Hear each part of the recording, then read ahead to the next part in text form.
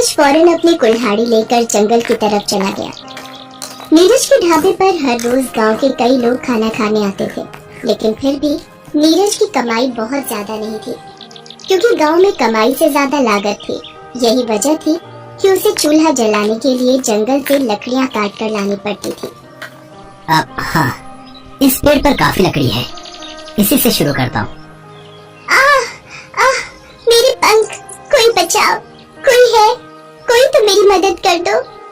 अरे, ये आवाज तो किसी लड़की की लगती है, लगता है किसी मुसीबत में है, मुझे देखना चाहिए।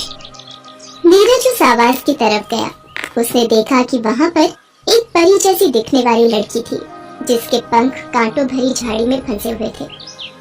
ये देखो, क्या शौक चढ़ा था तुम्हें ये परी वाले कपड़े पहनकर यहाँ जंगल में घूमने का। देखो, फालतू की मुसीबत मोड़ ले ली ना। रुको, मैं अभी नकली पंखों को काटकर तुम्हें इन झाड़ियों से अलग करता हूँ।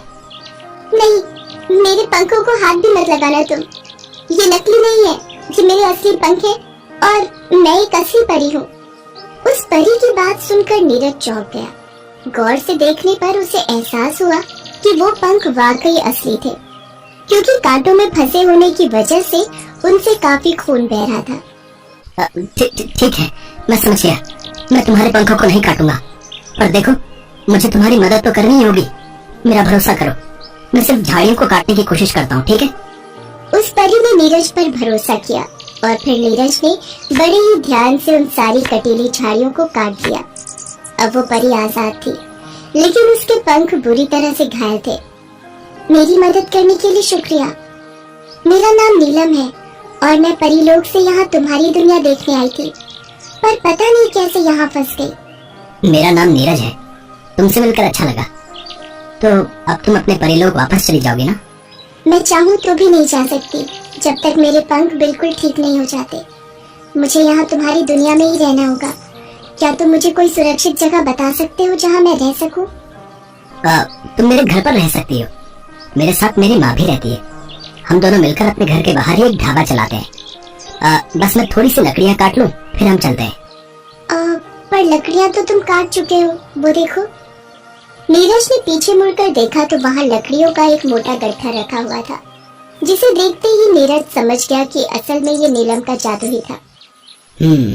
तो तुम जादू भी कर सकती हो। पर एक बात बताओ, तुमने खुद को आजाद करने के लिए जादू का इस्तेमाल क्यों नहीं किया? और अभी भी तुम अपने पंखों को जादू से ठीक क्यों नहीं कर लेती? क्योंकि हम परियां सिर्फ दूसरों की मदद के लिए ही अपने जादू का इस्तेमाल कर सकती हैं, खुद के लिए नहीं। अच्छा, चलो कोई बात नहीं, तुम मेरे साथ चलो। मुझे पूरा भरोसा है कि मेरी माँ के पास तुम्हारे पंखों को जल्दी से जल्दी ठीक करने का कोई ना कोई नुस्खा जरूर होगा। नीरज उस परी को लेकर अपने घर पहुंचा और फिर अपनी माँ को उसके बारे में सब कुछ बताया। तुम बिल्कुल चिंता मत करो बेटी, मैं अभी कुछ जड़ी बूटियों को मिलाकर एक लेप बना देती हूँ। उसके इस्तेमाल से तुम्हारे पंख कुछ ही दिनों में बिल्कुल ठीक हो जाएंगे। शुक्रिया माँ जी। लीला के बनाए जड़ी बूटी के लेप से नीलम के पंख बहुत तेजी से ठीक होने लगे, लेकिन नीरज के हालात हर बीतते दिन के साथ और भी खराब होते जा रहे थे। ये कैसी दाल मखनी है भाई? है? मक्खन का तो नामो निशान भी नहीं है इसमें। मक्खन कहाँ से डालो भाई साहब, यहाँ गांव में खाने का दाम बहुत कम है। थोड़ा भी दाम बढ़ाओ तो लोग खाने से ही मना कर देते हैं। ये सब बहाने हैं, साफ बात है भाई, खाने में स्वाद तो माल मसाले से ही आता है। अगर वही नहीं डालोगे तो फिर तुम्हारे ढाबे पर आने का क्या फायदा? सारी दाल तो घर में भी खाने को मिल जाती है। नीरज मजबूर था, वो चाहकर भी अपनी लागत को नहीं बढ़ा सकता था, क्योंकि उसके लिए उसके पास पैसे ही नहीं थे। अरे नीरज, क्या हुआ बेटा? क्या बोल रहा था वो आदमी? बस माँ, और क्या बोलेगा, दाल मखनी में मक्खन ढूंढ रहा था, नहीं मिला तो नाराज हो गया। लगता है अब फिर कभी अपने ढाबे पर खाने नहीं आएगा। नहीं आता है ना आए, भाड़ में जाए। तू अपना दिल छोटा मत कर बेटा, ये गांव के लोग हैं ही ऐसे, हर कोई उधार खाकर जाता है, ऊपर से इन्हें दाल में मक्खन भी चाहिए। नहीं माँ, लोग जैसे हैं वैसे ही रहेंगे, पर हम ऐसे हाथ पर हाथ रखकर नहीं बैठ सकते, वरना हमारा ढाबा बंद हो जाएगा। नीरज के चेहरे पर हताशा और मायूसी साफ दिख रही थी, साथ ही चिंता भी। उसकी माँ लीला भी उदास होकर अपनी बहन से मिलने उसके घर चली गई, क्योंकि उसके पास भी इस समस्या का कोई समाधान नहीं था। लेकिन वहाँ कोई था जो सही मायने में नीरज और लीला की मदद कर सकता था। ये दोनों कितने परेशान हैं। और नीरज तो मेरे जादू के बारे में जानता भी है, लेकिन फिर भी इसने मुझसे मदद नहीं मांगी। इतनी परेशानी में भी इन दोनों ने मेरी मदद की, तो मुझे तो इनकी मदद करनी ही होगी। नीलम परी के पंख अब बिल्कुल ठीक थे, वो परी लोग वापस जा सकती थी, लेकिन उससे पहले उसने नीरज की मदद करने का फैसला किया। तो ये है वो दाल मखनी। ठीक है, तो ये गया इसमें ढेर सारा मक्खन। बस इतना काफी नहीं है, मुझे कुछ और भी करना चाहिए। नीलम परी ने उस दाल मखनी के बर्तन पर अपना जादू कर दिया और फिर वहाँ से चुपचाप वापस अपने परी लोग चली गई। फिर कुछ देर बाद, अरे भाई कोई है क्या यहाँ? खाना मिलेगा क्या? हाँ क्यों नहीं साहब, आइए बैठिए। दाल मखनी और रोटी बिल्कुल तैयार है, बस मैं अभी लेके आया। नीरज खाना लेने ढाबे के अंदर गया। उसने जैसे ही दाल निकालने के लिए भगोना खोला तो दाल के ऊपर ढेर सारे मक्खन को तैरता हुआ देखकर हैरान रह गया। ये इतना सारा मक्खन, लगता है माँ ने डाला होगा, पर वो इतना सारा मक्खन लाई कहाँ से? चलो बाद में पूछ लूंगा, फिलहाल खाना लेकर जाता हूँ बाहर।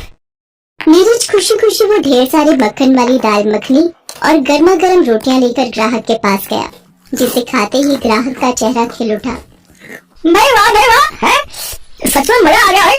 मैंने शहर से एक होटल की दाल मखनी खाई है, और इतना मक्खन तो कोई भी नहीं डालता भाई। और तुम इतने कम दाम में इतना मक्खन डाल रहे हो, मानना पड़ेगा भी, मानना पड़ेगा।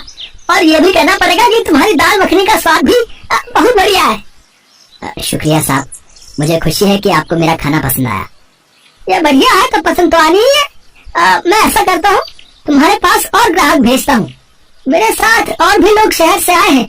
वो तालाब के पास जो फैक्ट्री का काम चल रहा है ना, हम सब उसी के सिलसिले में यहाँ आए हैं। मुझे उम्मीद है कि तुम्हारी ये दाल मखनी सभी को पसंद आएगी। हाँ, तुम तैयार हो? मैं बस सभी भेजता हूँ उन्हें। और हाँ, उनके आने से पहले जरा दाम भी बढ़ा लो, स्वाद के हिसाब से खाने का दाम बहुत ही कम है यहाँ भैया। इतना कहकर वो आदमी वहाँ से चला गया। जो कुछ हो रहा था नीरज का उस पर विश्वास कर पाना बहुत मुश्किल था, लेकिन फिर भी उसने होश संभाला और फटाफट रसोई में जाकर काम में लग गया। ऐसा करता हूँ, फटाफट और रोटियां बना लेता हूँ, दाल तो शायद काफी होगी। नीरज ने ऐसा ही किया। कुछ ही देर में उसके ढाबे के बाहर ग्राहकों की भीड़ जमा हो गई। नीरज ने फटाफट सभी को दाल मखनी के साथ गर्मा गर्म रोटियां परोसी और सभी ने बड़े ही चाव से खाना खाया। सारा दिन यही सब चलता रहा, बावजूद इसके कि नीरज ने दाल मखनी का दाम पहले से ज्यादा कर दिया था। लोगों ने भरपेट खाया और उसका दाम भी चुकाया। फिर शाम के वक्त लीला जब वापस आई तो ढाबे का हाल देखकर चौंक गई। अरे नीरज, इतने सारे बर्तन, और मैंने बाहर देखा तूने दाल मखनी का दाम बढ़ा दिया है। नीरज लीला को सारी बात बताता है। ये तो बड़े कमाल की बात है, पर बेटा दाल मखनी में मक्खन मैंने तो नहीं डाला, तो फिर वो आया कहाँ से? ये बात तो मुझे भी परेशान कर रही माँ। खैर, ये सब बाद में सोचेंगे। अभी मुझे ये बता कि थोड़ी बहुत दाल बची है कि नहीं, वरना मैं जल्दी से कुछ और बना देती हूँ। बेचारी नीलम को भी तो भूख लगी होगी ना। मैं दाल का भगोना खोल कर देखता हूँ माँ, आज बहुत ग्राहक थे तो शायद ही दाल बची हो। नीरज ने दाल का भगोना खोलकर देखा तो एक बार फिर हैरान रह गया, क्योंकि दाल का भगोना दाल से पूरी तरह से भरा हुआ था। माँ, ये तो पूरा भरा हुआ है, पर ऐसा कैसे हो सकता है? हैं? ये तो चमत्कार है बेटा। अब जा, जल्दी से जाकर नीलम को बुला ला, मैं गरम रोटियां बना रही हूँ, तुम दोनों साथ बैठकर खा लेना। नीरज को बात कुछ तो समझ आ रही थी, लेकिन जब नीलम परी उसके कमरे में नहीं मिली तो उसे पूरा यकीन हो गया कि उसकी सीधी सादी दाल मखनी को जादुई दाल मखनी बनाने वाली और कोई नहीं बल्कि नीलम ही थी, जो अब वापस परीलोक जा चुकी थी। नीरज, क्या हुआ बेटा? नीलम कहाँ है? वहीं जहाँ उसे होना चाहिए माँ। चलो हम मिलकर दाल मखनी खाते हैं और सबको खिलाते हैं। अब ना तो नीरज को दाल मखनी बनाने के लिए कभी कोई लागत लगानी थी और ना ही हर रोज उसे खुद पकाना था, क्योंकि नीलम परी के जादू के असर से दाल मखनी का वो भगोना कभी खाली ही नहीं हुआ। उस जादुई दाल मखनी से नीरज ने न सिर्फ अच्छी कमाई करके अपने हालात बदले, बल्कि उसने ना जाने कितने गरीबों का पेट भी मुफ्त में भरा। और ये देखकर सबसे ज्यादा खुश नीलम परी थी, जो परीलोक से हर वक्त बस नीरज को ही देखा करती थी। चंदनपुर गांव में किशन और मदन नाम के दो भाई रहते थे। किशन पैसे वाला था, जबकि मदन गरीब था। किशन एक ढाबा चलाता था। पहले मदन और किशन दोनों ही मिलकर ढाबा चलाते थे, पर जब ढाबा अच्छा चलने लगा तो किशन ने मदन को अपने घर और काम से अलग कर दिया। मदन सीधा साधा था, इसलिए कुछ नहीं बोला। मदन ने शुरू से ही खाना बनाना सीखा था, इसलिए उसने अलग होने के बाद एक छोटे से ठेले पर कढ़ी चावल बेचना शुरू कर दिया। गांव में किशन का ढाबा होने की वजह से मदन के कढ़ी चावल का ठेला ज्यादा नहीं चलता था।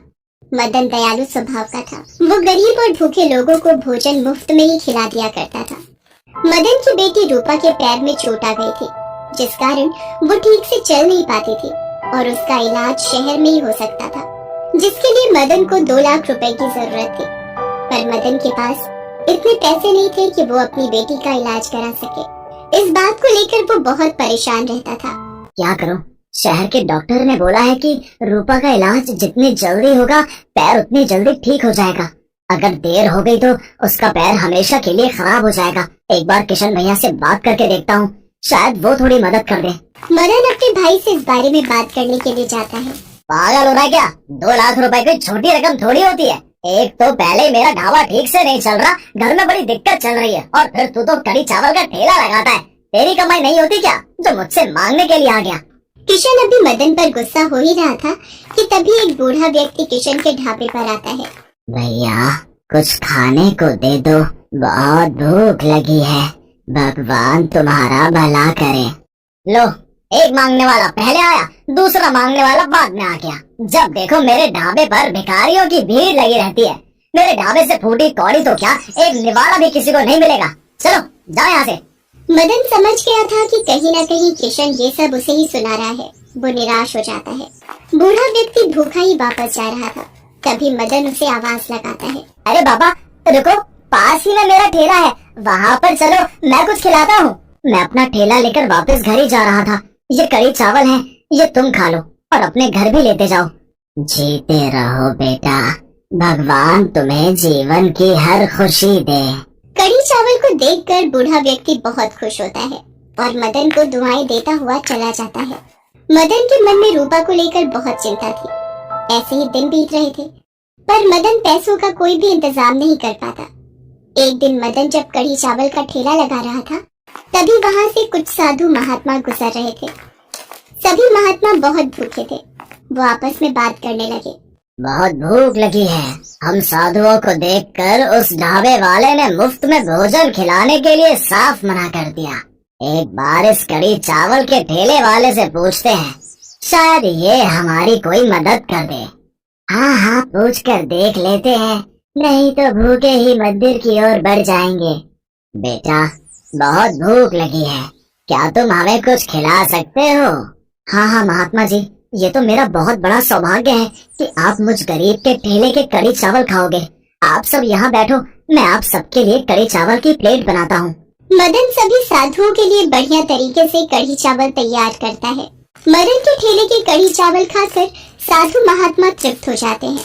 तुम सचमुच बहुत दयालु हो, पर तुम कहीं ना कहीं किसी शंका में हो।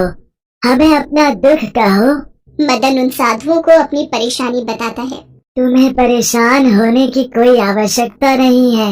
हम तुम्हें एक ऐसा मंत्र बताते हैं जिसकी सहायता से तुम जब भी कढ़ी चावल बनाओगे तो वो दुगने हो जाएंगे और उनका स्वाद भी बहुत बढ़िया हो जाएगा। इससे तुम्हारी बिक्री शुरू हो जाएगी। तुम आराम से अपनी बेटी रूपा का इलाज शहर में करवा सकते हो। पर तुम्हें एक बात का हमेशा ध्यान रखना है, तुम्हें रोजाना अपने ठेले से 100 गरीब और लाचार लोगों को कढ़ी चावल मुफ्त में खिलाने होंगे। आपका बहुत बहुत शुक्रिया, मैं इस बात का ध्यान रखूंगा।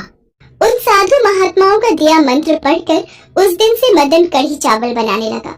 मदन के कढ़ी चावल इतने स्वादिष्ट होते थे कि आसपास के सभी गांव और शहर के लोग भी उसके पास कढ़ी चावल खाने के लिए आते थे।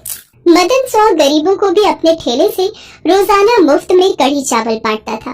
धीरे धीरे मदन की बिक्री बढ़ गई। अब उसके पास लोग भी ज्यादा आने लगे थे। इसलिए उसने धीरे धीरे कड़ी चावल की एक बड़ी दुकान खोल ली।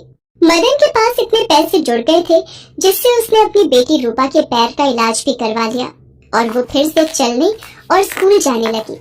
बापू देखो, मैं फिर से चल सकती हूँ। बापू, मेरा पैर बिल्कुल ठीक हो गया। आज मैं सचमुच अपनी बच्ची के लिए बहुत खुश हूँ। उन साधु महात्माओं ने आपको वो मंत्र देकर हमारे जीवन के सारे दुख दूर कर दिए। हाँ जानकी, तुम बिल्कुल ठीक कह रही हो। वो साधु महात्मा तो कोई भगवान का रूप बनकर आए थे। मेरी बेटी का पैर ठीक हो गया, बस मेरे लिए तो यही बहुत खुशी की बात है। किशन को जब मदन की तरक्की के बारे में पता चलता है तो वो अपना सा मुंह लेकर रह जाता है।